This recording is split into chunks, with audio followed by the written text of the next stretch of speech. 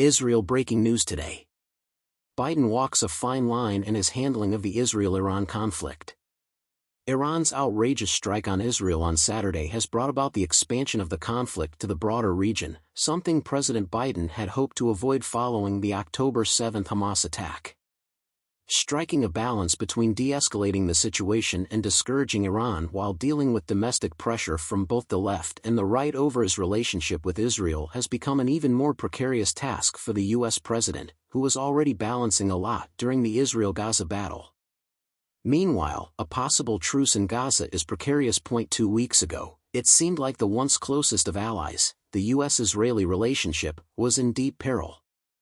The absence of humanitarian supplies reaching Gaza and the strike that killed 7 charity workers by the Israel Defense Forces were the subjects of President Biden's vehement and angry statements. Because of the intensity of the disagreement, the administration hinted that it may reevaluate its position on Israel and potentially cut off armaments deliveries. But it appears that everything has altered due to Iran's move over the weekend. In response to almost 300 missiles and drones launched at Israel, the United States and Israel successfully launched a joint military operation to protect the country. Officials aren't completely ignorant, they just want the response to be calibrated so that it looks like they're being restrained. According to Dennis Ross, a 40-year veteran of U.S. diplomacy in the Middle East, the United military achievement over the weekend obscures a fundamental and concerning shift in the regional environment.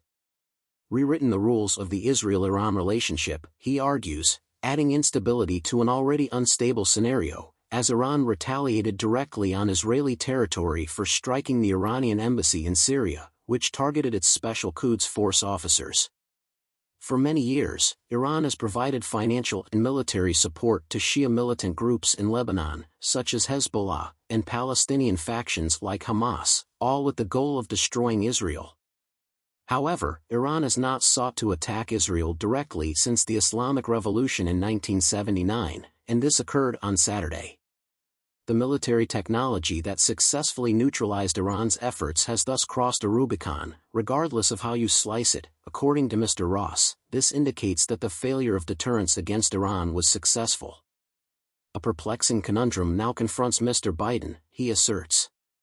It will be difficult for the president to diffuse tensions with Iran while also showing Tehran that its actions will have consequences. Following Saturday's incident, the White House stated unequivocally that it will not participate in any Israeli military response against Iran, while also reiterating its ironclad commitment to Israel's security. A peace agreement in Gaza and the release of hostages will be far more difficult to achieve due to Iran's direct engagement in the ongoing conflict. In an effort to secure the release of Palestinian detainees in Israeli prisons and hostages from Gaza, American officials have been working non-stop to convince Israel to agree to a 6-week ceasefire in hostilities. Also, the accord would make it easier to send food and other supplies to Gaza, which is in danger of hunger. They had Israel's approval before the weekend, and Hamas was under pressure. As everyone watches Israel's reaction, all of it is now at risk. Meanwhile, the president is always dealing with domestic issues. Both the left and the right are putting pressure on him to separate himself from Israel, with the former accusing him of being weak for not taking a strong enough stance against Iran. During an election year, I get it.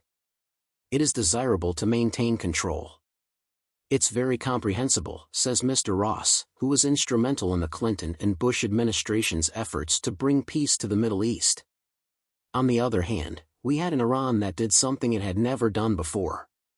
And by doing so, they demonstrate a willingness to cross certain thresholds, and the more they do so, the more comfortable they become with doing so. Because of this, the area is considerably riskier now. There's a great deal of room for error in judgment and comprehension in all of this. It would only take a single slip-up to trigger a domino effect that would be impossible to stop. The area is known to be quite volatile and could ignite at any moment.